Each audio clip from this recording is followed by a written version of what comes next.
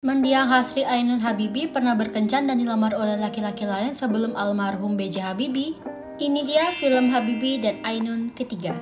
Adalah film biografi percintaan Indonesia tahun 2019 yang disutradarai oleh Hanung Bramantyo dan dirilis oleh Ivan Ismail. Kisah film Habibie dan Ainun ketiga terinspirasi dari kisah masa muda mendiang Hasri Ainun Besari dan almarhum B.J. Habibie. Dalam film ini, Hasri Ainun Habibie muda diperankan oleh Mayudi Ayunda dan B.J. Habibie diperankan oleh Reza Rahadian.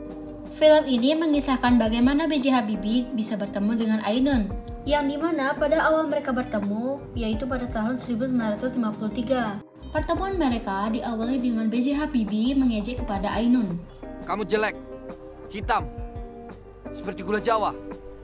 Tetapi Habibie mengagumi cara bermain Ainun di permainan kasti dan cara ia menolong temannya yang terluka di permainan itu. Ainun pun menggantikan temannya dan ia berhasil memenangkan pertandingan tersebut. Sepulang perjalanan, ia merasa takut tidak diterima di kedokteran Universitas Indonesia. Dan nyatanya ia diterima di Universitas Indonesia, Fakultas Kedokteran. Di malam perpisahan sekolahnya, ia tidak sengaja bertemu dengan Habibie. Dan nyatanya Habibie pun juga diterima di TH Bandung dan sekolah insinyur di Eropa. Ia pastinya menerima sekolah insinyur di Eropa tersebut, sehingga mereka berdua harus berpisah. Lantas mengapa Ainun ingin menjadi dokter?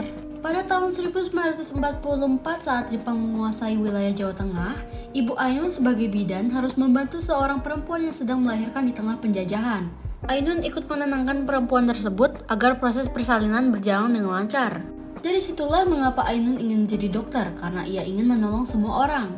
Tetapi orang tua Ainun merasa takut, karena pemikiran masyarakat tentunya masih ada yang belum merdeka, sehingga mereka hanya bisa mendukung Ainun. Pada hari ospek Universitas Indonesia, ia langsung diberikan hukuman oleh seniornya, hanya karena Ainun menjawab bahwa alasan ia ingin memasuki fakultas kedokteran yakni untuk mencari jodoh. Tetapi dari hukuman itu, Ainun mendapatkan teman yang bernama Arlis dan Sularto. Pada hari pertama memasuki ruang kelas, mereka bermasalah lagi dengan seniornya.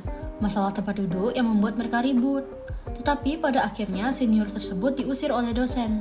Mereka pun melanjutkan perkuliahannya dan Ainun menjadi mahasiswi yang banyak dikagumi oleh laki-laki. Secara tidak sengaja ia disapa oleh Ahmad karena Ahmad mengira Ainun adalah suster di rumah sakit itu. Dari sanalah Ahmad mulai mengagumi Ainun. Tiba-tiba ada salah satu dosen mereka yang dipulangkan ke Belanda, sehingga pembelajarannya diampu oleh dosen tersebut diliburkan. Dan karena Ahmad sudah mengetahui berita itu, ia langsung mengajak Ainun untuk pergi ke pantai bersama. Tidak lama kemudian, Ainun pun dilamar oleh Ahmad. Dialah laki-laki yang melamar Ainun sebelum Ainun bersama Habibie. Mereka pun bermain dan menikmati keindahan di wahana. Mereka mengobrol tentang masa depan Ainun. Dan secara tiba-tiba, mesin Kenceria rusak. Dan salah satu tempat duduk yang sedang berada di paling atas Kenceria itu jatuh.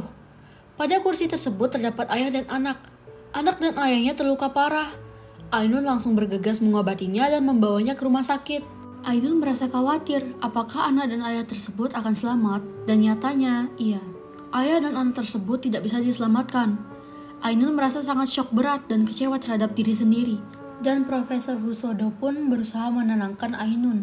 Karena kejadian itu, Ainun kembali ke kampungnya untuk bertemu dengan orang tuanya. Ayah Ainun pun memberikan kata-kata positif kepada Ainun agar ia tidak menyerah dalam mencapai cita-citanya. Ainun berpesta dengan teman-temannya dan juga Ahmad. Mereka awalnya menikmati pesta itu dengan bernyanyi-nyanyi. Tibalah satu senior yang merusak dan meremehkan kodrat wanita melalui puisinya. Karena tak tahan amarah, Ahmad dan Agus pun saling berkelahi. Ainun sudah berusaha menghentikan perkelahian tersebut, dan Ainun langsung pergi dari hadapan Ahmad. Ahmad berusaha untuk meminta maaf kepada Ainun. Ainun pun bertanya satu hal penting, yaitu mengenai masa depan Ahmad. Ainun kaget mendengar masa depan Ahmad. Ainun dan Ahmad saling berkencan dan bahkan Ainun sudah dilamar. Tetapi mereka memiliki tujuan yang berbeda, sehingga pada akhirnya mereka harus berpisah. Ainun pun melanjutkan perkuliahannya dengan serius. Tibalah di hari perpisahan Universitas Indonesia. Kini acara akan dimulai, tetapi Ainun belum sama sekali datang. Temannya khawatir kepada Ainun. Dan ternyata Ainun merupakan lulusan terbaik di Universitas Indonesia itu. Ia pun memberikan kata sambutan kepada warga sekolahnya. Orang tua dan teman Ainun sangat bangga kepada Ainun. Pada akhirnya Ainun dan Rudy saling bertemu. Dan Ainun juga rela meninggalkan karirnya demi bisa bersama dengan Rudy. Itu dia cerita bagaimana mereka bisa bertemu. Di sini saya akan membahas mengenai beberapa poin-poin dalam film ini. Yang pertama yaitu akting dan penokohan. Akting di dalam film ini sangat totalitas. Akting dari setiap tokoh itu sangat mendalami perannya masing-masing. Kalian tidak perlu ragu lagi dengan akting para pemeran. Yang memerankan saja itu pun aktor yang terkenal.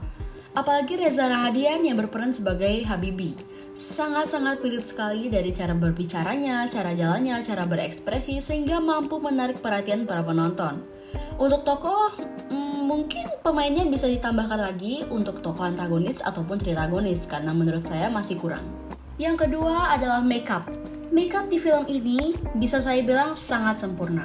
B.J. Habibie di film ini bukanlah B.J. Habibie yang asli, melainkan diperankan oleh Reza Rahadian yang di mana ia di makeup menjadi B.J. Habibie. Percayalah, makeup ini saja memerlukan waktu 7 jam. Tidak heran kalau mirip sekali dengan yang asli. Yang ketiga adalah durasi dan alur. Durasi film ini memang lumayan lama, dan juga untuk alurnya yang dimana alur campuran memang tidak membosankan.